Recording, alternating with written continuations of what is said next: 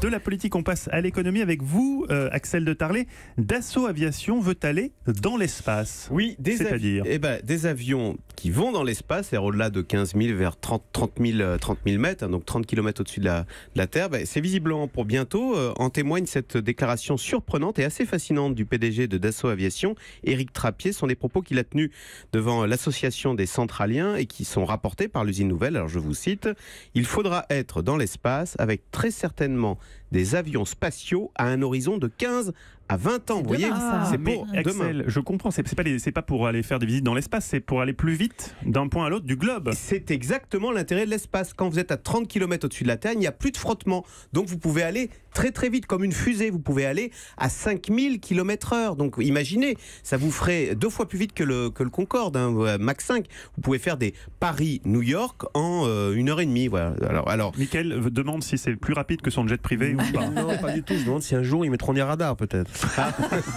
Flasher les avions. Avec des satellites. Et alors aller dans l'espace, à quel coût?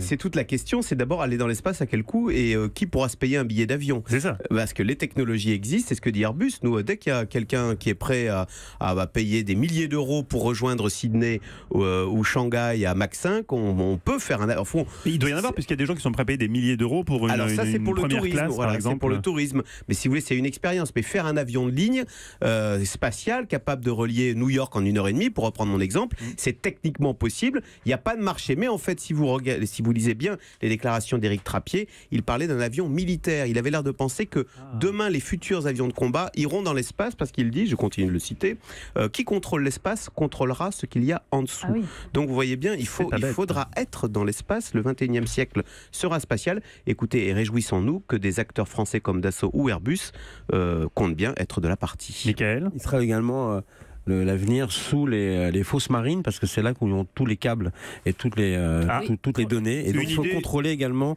les fonds sous-marins. Il faudrait que Dassault se lance dans les sous-marins. Absolument. Vous voyez, les enjeux, c'est autre chose que le Vietnam, là. Oh, ça va avec.